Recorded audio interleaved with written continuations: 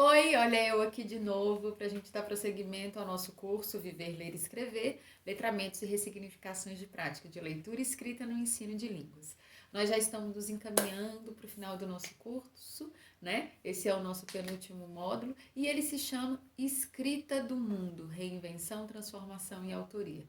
No módulo passado, nós tratamos da escrita da palavra, né? Falamos de aprendizagens, de letramentos. E agora a gente vai falar da escrita quando ela já vai para o mundo, né? Quando essa expressão, quando essa prática social, né, que é a escrita, que é importante que seja, que é a nossa visão de letramento, ela corrobora para essa reinvenção, para essa transformação, em que nós, como professoras, somos autoras desse processo e os estudantes e as estudantes também são autores, né, protagonistas também desse processo. A gente vai falar um pouquinho dessas coisas no desenrolar do módulo, né? Primeiro, gente, eu acho importante falar para vocês sobre algumas concepções sobre o que é a escrita, né? A gente falou no módulo passado um pouco de como são os alfabetos, da nossa necessidade de expressão, de articulação de um pensamento mais elaborado e mais complexo. Mas para a gente tratar disso, a gente tem que pensar quais são as nossas concepções do ensino da escrita, né? Ao longo do desenvolvimento dessas pedagogias, porque há sim uma pedagogia do escrever nessa forma de elaboração discursiva, através das palavras escritas, né, que a oralidade é uma outra elaboração discursiva. É bom que fique claro, né? Nós temos uma dinâmica da fala que ela é diferente da nossa dinâmica da escrita. Na fala nós resolvemos questões de entendimento com contexto, com entonação, com réplicas, né? Com a escrita é um pouco diferente, nós temos que ter uma organização, né, desse discurso, das nossas ideias, do nosso pensamento, para que o que a gente pensa, da forma que a gente pensa, como a gente pensa, seja transposto, né, no papel, na tela dos nossos computadores e celulares, né? E para isso a gente tem sim uma elaboração e essa, né, uma forma de se escrever, né, de acordo com os gêneros do nosso objetivo, né? Então é algo sim que se aprende, é um processo de aprendizagem dessa escrita, de elaboração escrita, né? Lá quando a gente começa pequenininho, escrevendo as nossas primeiras palavras, depois a gente vai para a frase e assim a gente vai montando essa cadeia discursiva. Quando a gente vai, né, conversar sobre como a gente aprende a escrever e como, de alguma forma, a escrita ela vai sendo desenvolvida por cada um de nós, quando a gente lembra lá na escola de como a gente se tornou, né, as escritoras, como nós nos tornamos as escritoras que somos, ou a que queremos ainda ser, que a gente ainda, né, sempre está trabalhando a nossa habilidade escrita, a gente vai pensar nas aulas de língua portuguesa, propriamente dita, né? Muitos de nós a gente vai se remeter àquele contexto, e algumas aulas específicas de texto, de gramática, enfim, né? De como vai. Primeiro, essa concepção de que só na matéria de língua portuguesa é que a gente vai se desenvolver como escritoras, né? Isso é uma concepção que a gente tem que revisitar e pensar sobre isso, né? Já que a gente acredita em multiletramentos e que né, em todos os espaços há um letramento específico e há uma forma de se conhecer e uma forma de se elaborar um pensamento, né? Então, o correto seria que pelo menos todas as áreas das humanidades fossem laboratórios de escrita, né? As escolas, né, gente, o Henri Giroux, que é um pesquisador francês, ele tem um livro muito importante, né, que ele pensa nós professoras e professores como intelectuais, e que ele traz pra gente que tem 3 escolas da escrita, né, 3 desenvolvimentos, 3 formas de se encarar a escrita dentro desse contexto escolar, né. Primeiro ele traz pra gente a escola tecnocrática, né, o que é ser essa escola tecnocrática?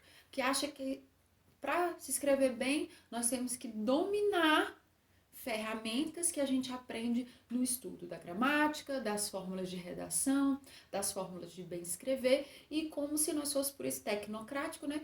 Técnicos, né? Que a gente vai lá naquele ensino, decora aquelas, memoriza, internaliza aquelas fórmulas, vê como são esses exemplos da gramática, tem que usar aqui, tem que usar aquilo, e nisso nós nos tornamos boas escritoras, né? Sendo obedientes, executando como técnicos, né? Nós sabemos que só isso não basta, né? Não precisa né? A gente não precisa ser grandes especialistas da escrita para a gente saber que dominar as regras gramaticais, só as regras gramaticais, e algumas regras de elaboração não garantem que nós vamos ser boas escritoras, que a gente vai ter encadeamento de ideias, que a gente vai ser claro o suficiente, que a gente vai comunicar mesmo como, né, essa transposição, que enfim, isso não garante, né? Por isso essa escola, ela é muito, né, hoje a gente com abordagens um pouco mais comunicativas, né? Ela é uma escola que já vem sendo muito criticada por acreditar que só esse ensino formal vai garantir que nós sejamos, né, bons redatores escolares, boas escritoras, né, nesse contexto escolar, né? Então, essa é uma escola de ensino da escrita, né?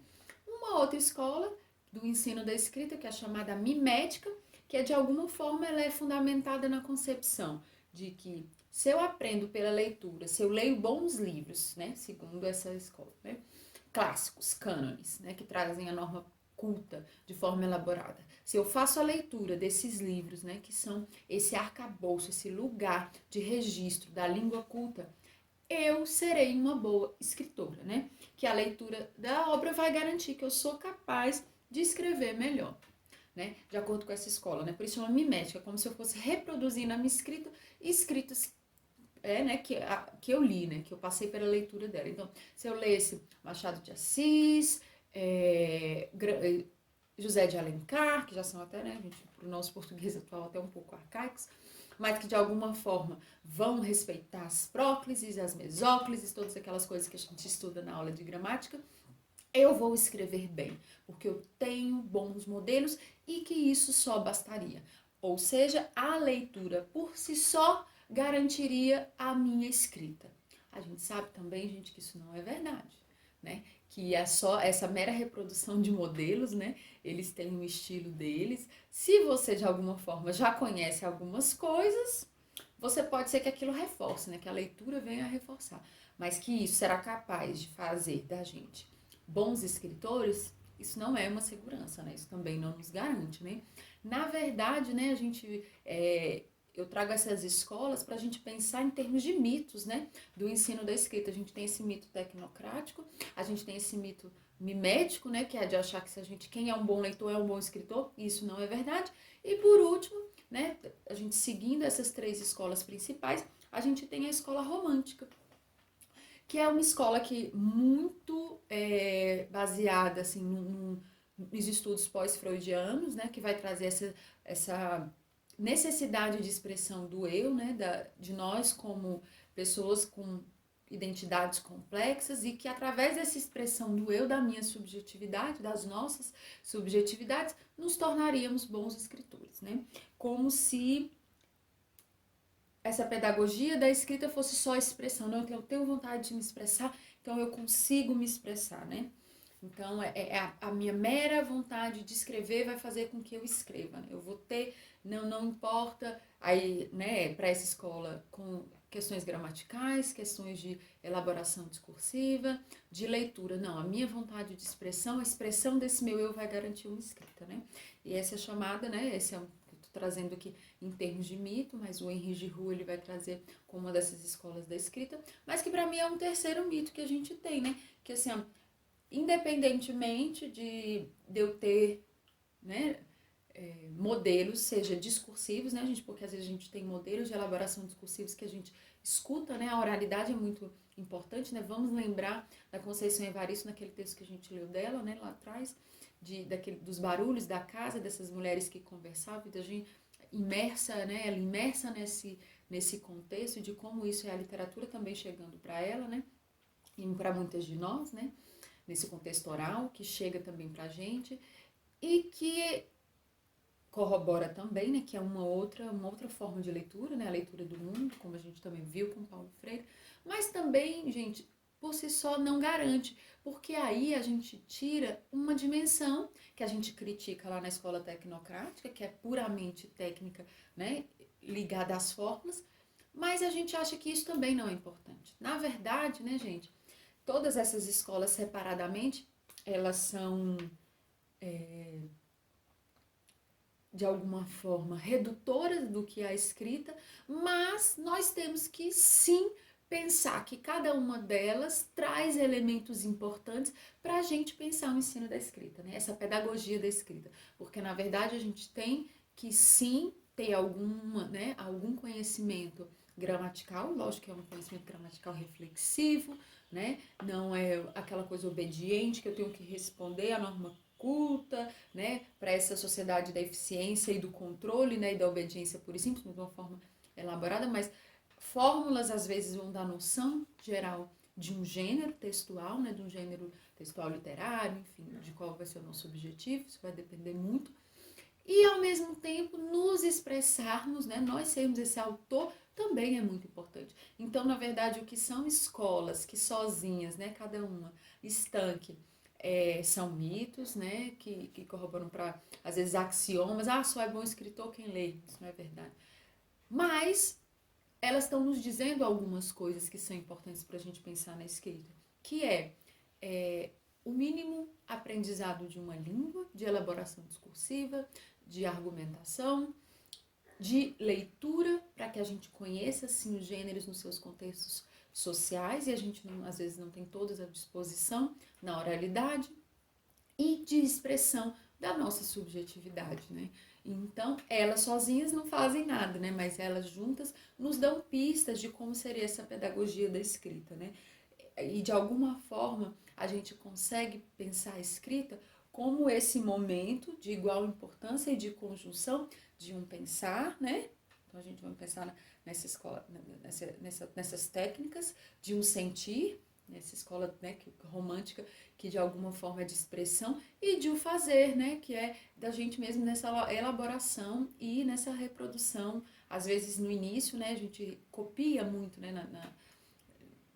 as frases, né, na adolescência, modelos de pensamento dos escritores, né, porque escrever, gente, é uma outra forma de pensar.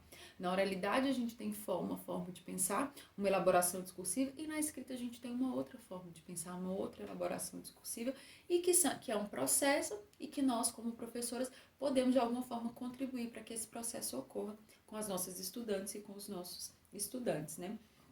Porque modos de pensar são modos de escrever, né? Então, se a gente tem também na nossa sala de aula, é muito importante a gente pensar no desenvolvimento e na elaboração do senso crítico, né?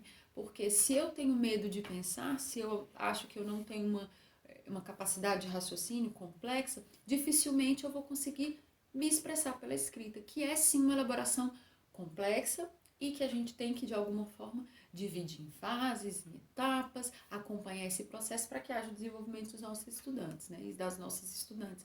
Porque senão, gente, a gente vai fazer uma coisa que fica muito flagrante. O Pierre Bourdieu, ele tem um livro que se chama Distinção, que é um livro bem grosso, assim, e que ele vai estudar as formas de distinção cultural no contexto da sociedade francesa, né, um sociólogo que estuda a França, né, do século passado, faz muitas pesquisas, né, nessa área, e que ele vai dizer que, de alguma forma, nas famílias que têm acesso a bens culturais, as habilidades, por exemplo, de leitura e escrita, elas acontecem, né?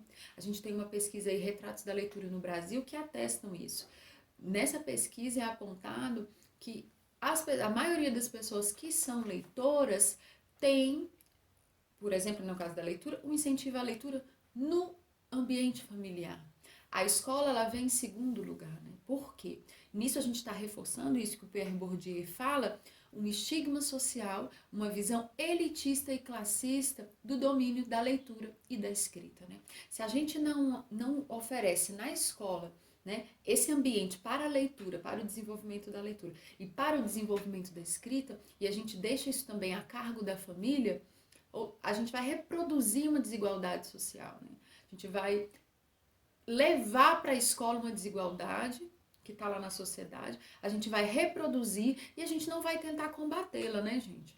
Porque se a gente oferece livros na nossa escola, processos de leitura e processos de escrita dentro da sala de aula, que é isso que a gente está falando desde o início, né, dentro da escola, né, e não deixa a cargo do que o aluno já traz, né, a gente está sim fazendo na escola esse ambiente que não é só instrucional, que isso é muito importante, mas é um ambiente cultural. E esse também é um dos papéis da escola, né?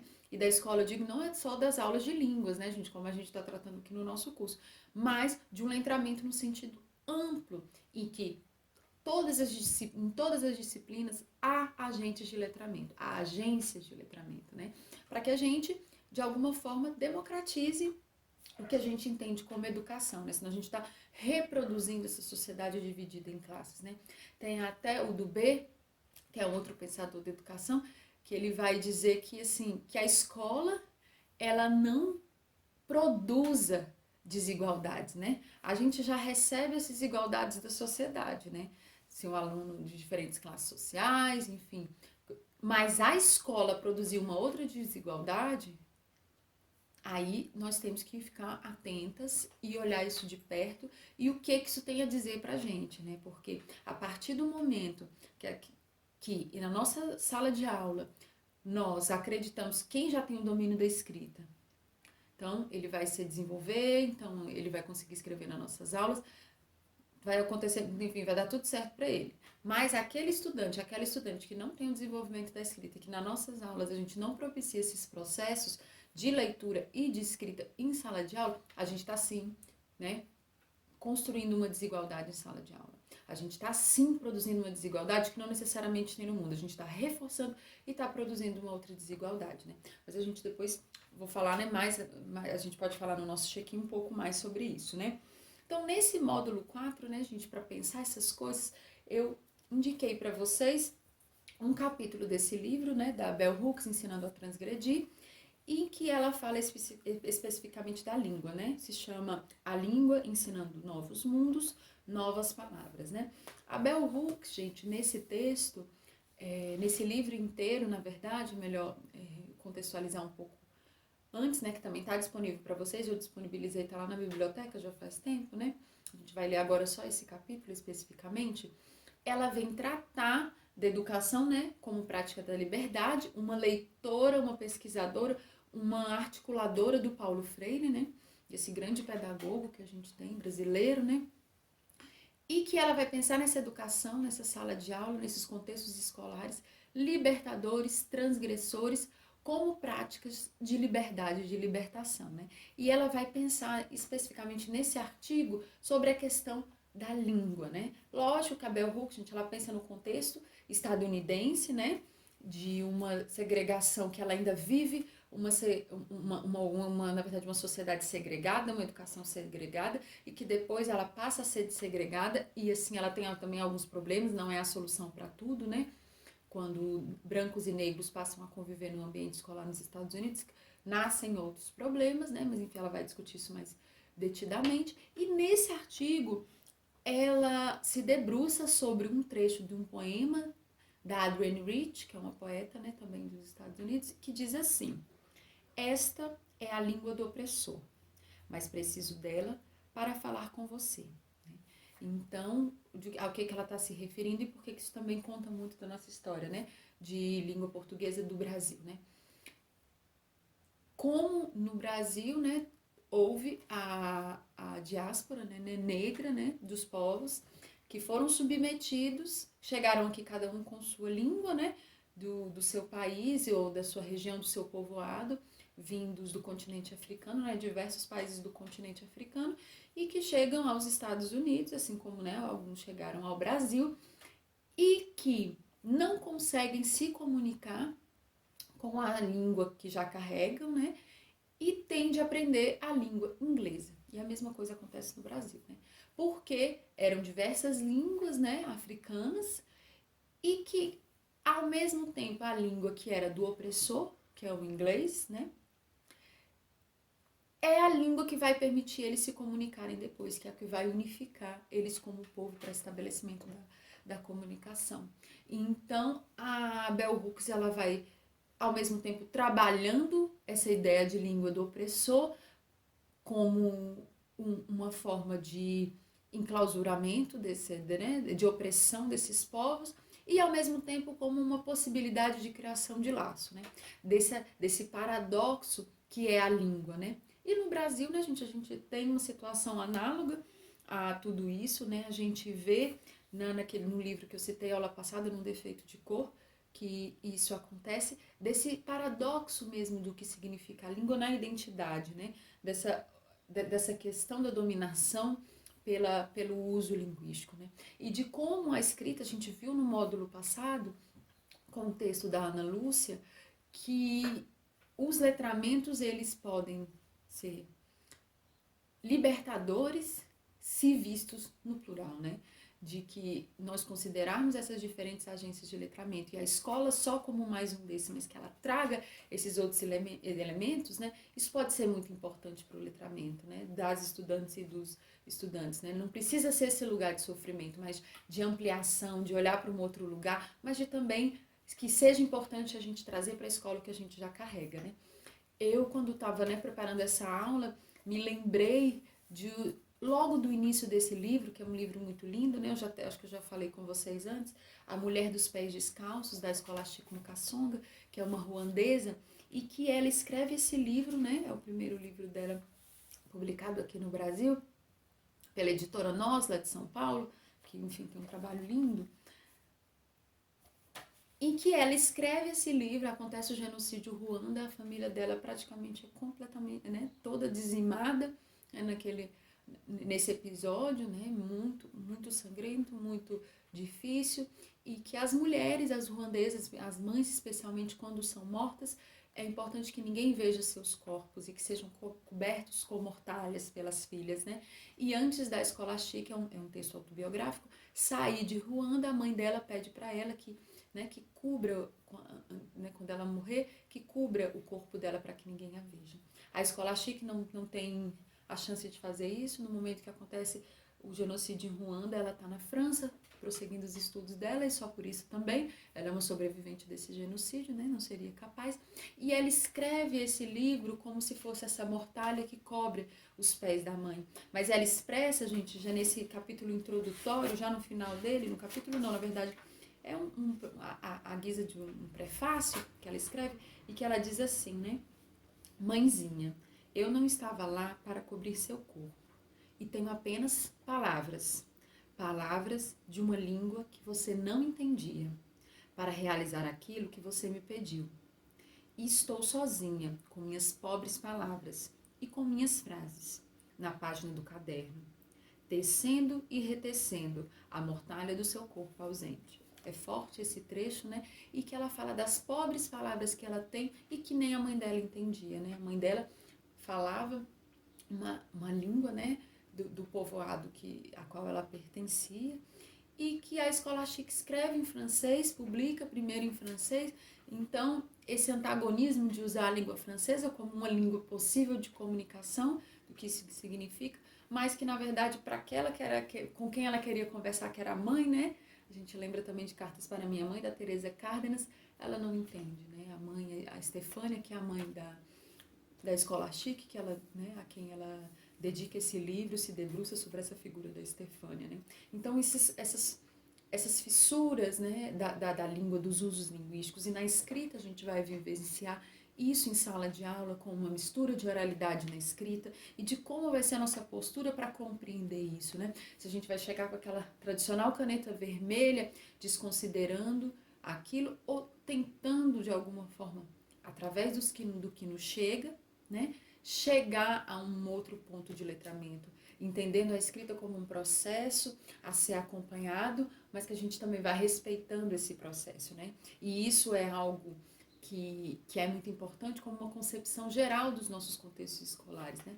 Tem uma historiadora, né, política feminista, que é a Daphne Patai, ela é norte-americana, que nesse livro dela, né, História Oral, Feminismo e Política, ela é uma pesquisadora, né, que ela estuda muito história oral de mulheres, e em um contexto ela vem para o Brasil, faz uma pesquisa com algumas mulheres brasileiras, né, e que logo num dos capítulos iniciais desse livro, ela diz o seguinte, né, que o comum não é o mesmo que significante, né, ela está falando de se estudar histórias e se debruçar sobre questões que seriam comuns, né? Mulheres comuns, né?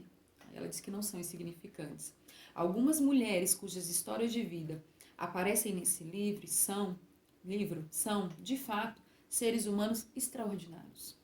e todas são importantes. Não é um bom começo, acredito, perguntar uma história de vida. E daí?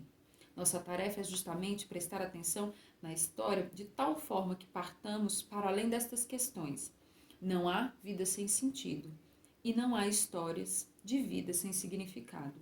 Existem apenas histórias de vida com as quais nós ainda não nos preocupamos e cujas revelações, incluindo aquelas de estonteante trivialidade, permanecem-nos, por essa razão, obscuras, né? E por que isso é importante para a gente? Para que quando a gente for, né, gente, para essas práticas de escrita do mundo, de autoria, e com essa concepção, né, do comum, né, porque a gente às vezes supervaloriza poucos alunos, poucas estudantes em sala de aula que vão chegar já com a escrita pronta, ao passo que o nosso trabalho deve ser, quando vimos essas histórias comuns de não domínio da escrita e de como a gente vai trazer, né, formas, pensar processos para que essa escrita se desenvolva, né? A gente viu no módulo passado, o Diário de Travessias, né, que é um começo para que a gente escute essas histórias comuns, mas não insignificantes, se debruce sobre essas narrativas, para que a gente possa começar a trabalhar esses processos, né, de desenvolvimento da escrita, de elaboração de escrita e acompanhar esses estudantes e essas estudantes, né. Nesse módulo, né, gente, a gente vai, eu vou propor a escrita da carta, né, e vou trazer para vocês as orientações, né, vão estar todas no nosso site, porque a gente vai trazer uma outra possibilidade de se escrever em sala de aula, né, tentando ressignificar essa carta, que a gente começou a pensar nela lá com a leitura de Cartas para Minha Mãe, da Teresa Cárdenas, e a gente agora vai para essa prática, né, da escrita mesmo no mundo de ser lançado. E que eu peço que vocês leiam as orientações com muito cuidado, que eu elaborei com muito carinho, né, para que a gente, né, realize essa atividade. Então, muito obrigada, peço que você fique só mais um pouquinho para a nossa dica de leitura. Dica de leitura da Léo e Bruna. Oi, tudo bem com você? Nós estamos aqui novamente na dica de leitura. E hoje nós queremos indicar livros que foram feitos aqui mesmo, em Brasília. O primeiro livro que eu queria indicar para vocês é esse aqui, Tainá, a Guardiã das Flores, que foi escrito pela Ayana Sobral e a Cristiane Sobral. E não é coincidência esse sobrenome. A Ayana é a filha da Cristiane Sobral, então esse livro foi escrito por mãe e filha. E a ilustradora é a Nemaria. Uma coisa que eu acho muito legal desse livro é que é a história de uma menina que ela adorava flores. Ela gosta muito de flores. E aí, conforme ela vai crescendo, as flores vão fazendo parte do desenvolvimento dela. Isso que eu acho muito legal. E no final, eu vou dar um pouquinho de spoiler, mas do mesmo jeito vale a pena você comprar o livro. No final, ela abre uma floricultura que para ela expressar mais esse amor que ela tem pelas flores. E eu acho muito legal, então, esse livro. Então, fica a dica. Esse livro, né, gente, como a Eleonora falou, ele é escrito pela Ayana Sobral e a Cristiane Sobral. A Cristiane Sobral, grande escritora daqui do Distrito Federal e também professora da Secretaria de Educação, assim como a ilustradora, que é a Nemaria. Tá? E estamos ficando tudo em casa aqui hoje, só para estar da casa do Distrito Federal. Eu vou indicar para vocês um livro que eu sou uma das organizadoras, juntamente com a Dani Gauch, o Carlos Augusto Cacá e a Cristiane Portela, né? A Cristiane Portela foi professora da Secretaria de Educação e a Dani Gauch é professora, né? Como eu também, né? A gente organizou esse livro, BIP, Brasília Inspira Poesia, em que reúne diversos poetas do Distrito Federal. Vocês podem, né? Eu também vou disponibilizar para vocês o link para download. Inclusive, o cinegrafista que está aí de trás das câmeras é um dos autores, né? O Ciclone na Moringa. Então, a gente tem poesias aqui da Cristiane Sobral, a gente tem poesias do Ciclone na Moringa, a gente tem poesias da Meimei Bastos, são diversos os autores. Tem da Célia Chacriabá, que é uma indígena, do Ian Wapichana, a gente tem da Ellen Oléria, do Gog, da tá? Quem mais, gente, filha, tem poesia de tanta gente aqui. Tem A gente muita tem gente. da Ananda Ferri Pimenta, do Marcos Fabrício, que é um maravilhoso, do Marcão Aborígene, da Vera Verônica, que também é do rap. Então, é um livro que é muito plural, que está mostrando pra gente que Brasília não é uma só, mas assim, a gente tem um Distrito Federal de pluralidade e multiplicidade. E é um livro maravilhoso para levar para a escola. Inclusive, a gente organizou esse livro pensando nisso, na poesia de Brasília, né, na escrita de Brasília, dentro da nossa sala de aula. Então, fica a dica. Muito Tchau. obrigada e